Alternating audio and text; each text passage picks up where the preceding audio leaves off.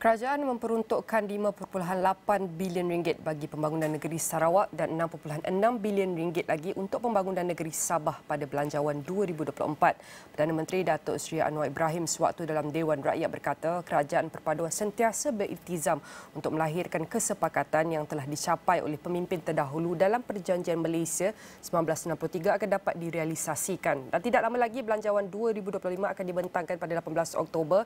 Menjelang pembentangan Belanjawan ini, kita akan meliti bagaimana untuk memastikan peruntukan dana dan dasar yang lebih adil bagi mengurangkan ketidakseimbangan ini dan bagaimana untuk kita mempercepatkan lagi pembangunan yang inklusif dan mampan terutamanya di Sabah dan juga Sarawak. Dengan itu saya mempersilakan tetamu yang sudah bersedia dalam talian adalah Dr. Firdausi Sophian merupakan Ketua Pegawai Eksekutif Invest Sabah Berhad. Saya nak ucapkan terima kasih Dr. Sophian kerana Dr. Firdausi kerana sudi meluangkan masa bersama kami. Doktor, apabila kita bercakap mengenai Sabah dan Sarawak, mungkin masih ada yang berpandangan atau memberi tanggapan bahawa iaitu ia kurang dapat perhatian terutama di wilayah ini dan kita tahu Sabah dan Sarawak telah lama menghadapi jurang pembangunan dari segi infrastruktur, ekonomi dan sosial berbanding semenanjung Malaysia. Dan menurut laporan KRI baru-baru ini tentang isi rumah dan pasca pandemik 2019 hingga 2022 menunjukkan Sarawak melepasi kadar nasional KDNK tetapi kadar pembadaran masih ke belakang sedikit di bawah kadar nasional termasuk dengan Sabah di mana kadar KDNK dan pembadaran di kedua-duanya di bawah kadar nasional. Sudah tentu banyak usaha dan inisiatif yang sedang dilaksanakan dan akan dilakukan untuk kurangkan lagi jurang di antara negeri dan wilayah ini. Namun kita nak masuk internal dahulu. Apakah gap di setiap wilayah ini seperti gap ataupun jurang antara kita lihat mungkin doktor boleh bantu kita fahami keadaan semasa seperti cabaran akses pendidikan, kesihatan dan pembangunan luar bandar ketika ini. Dr. Firdausi mungkin boleh kongsikan apakah realitinya? Ya, sekiranya kita lihat, Nina, kalau kita lihat pada bajet 2025 ini dengan tema yang disarankan iaitu ekonomi madani, negara makmur, rakyat sejahtera. Namun sudah tentu untuk mencapai kemakmuran dan kesejahteraan ini harus ditekankan kesemarataan pembangunan di negeri bawah persekutuan ini terutamanya Sabah dan juga Sarawak.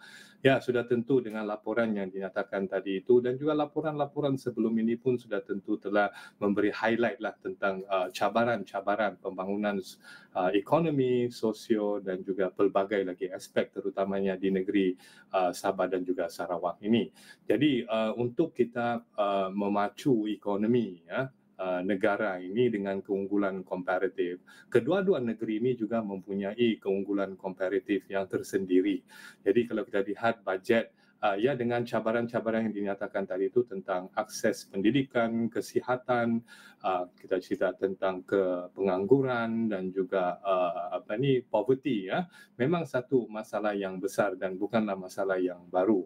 Jadi kalau kita lihat bajetnya akan dibentangkan ini kalau kita lihat sebelum ini dengan ucapan Perdana Menteri dan juga Menteri Ekonomi itu ada dinyatakan tentang menaikkan lantai ekonomi itu memastikan ekonomi rakyat diperkasakan dengan gaji yang bermaruah dan juga menangani kos sara hidup iaitu pertama. Yang kedua adalah menaikkan ceiling iaitu penstrukturan semula agar kita dapat melonjakkan rantaian pengeluaran yang lebih kompetitif dan balik kepada rancangan Malaysia yang ke-12 itu HGHV iaitu high growth high value dan kedua-dua ini amat penting untuk menstruktur semula dan juga mengatasi sosioekonomi kedua-dua negeri ini.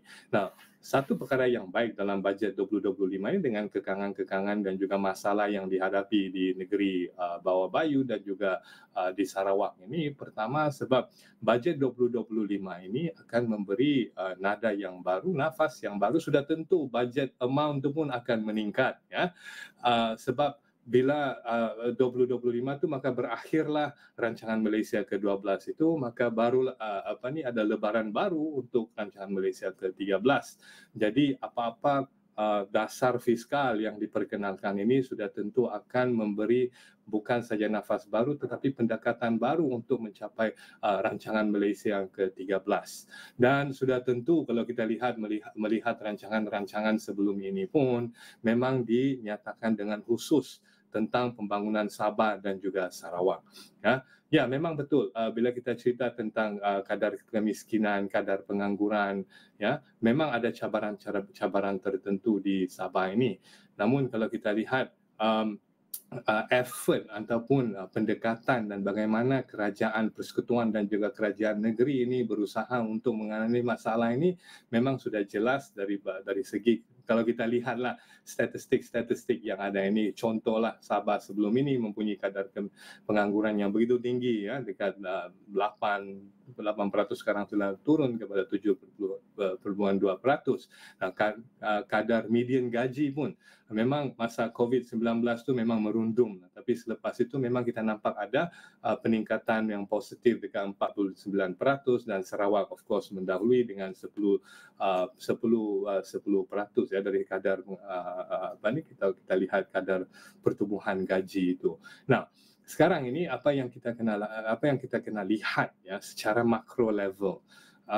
Malaysia ini mempunyai pertumbuhan yang amat sihat, inflasi pun sihat, kadar pengangguran secara umum 3.3%, dan juga fiskal defisit itu harap-harap dapat diturunkan juga, sudah tentu dapat diturunkan, dan yang paling penting pelaburan untuk setengah tahun ini 160 bilion.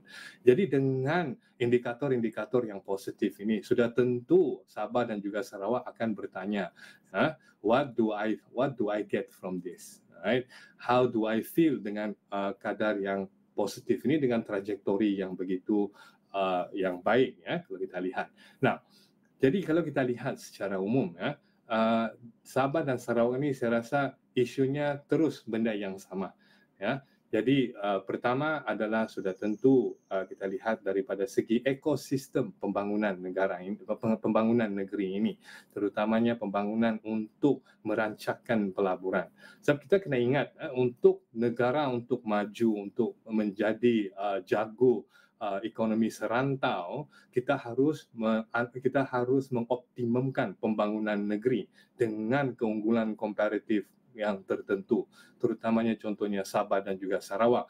Kedua-dua adalah economic powerhouse dan juga penyumbang kepada KDNK dan dengan sumber yang begitu banyak.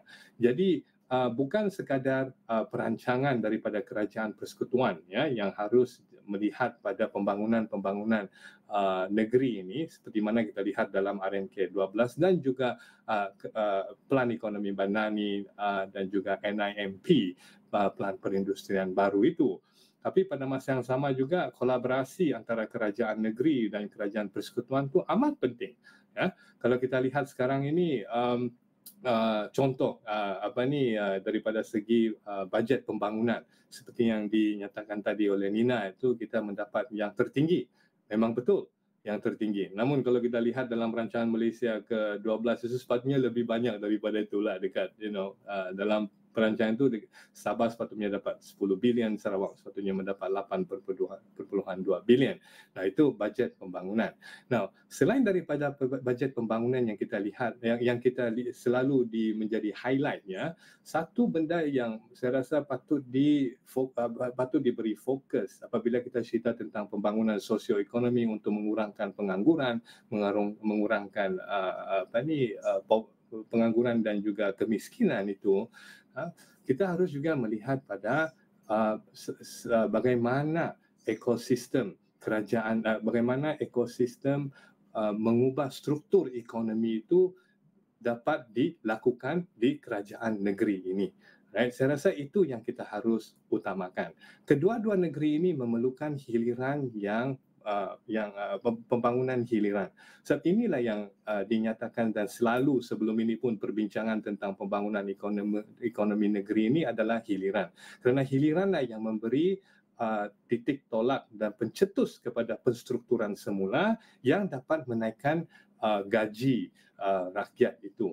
Sebab dengan nilai tambah, dengan proses nilai tambah, dengan proses nilai tambah itu memerlukan kemahiran separa mahir dan ke atas. Saya rasa ini yang penting yang harus ditekankan oleh kerajaan persekutuan untuk mengembangkan ekonomi kerajaan negeri.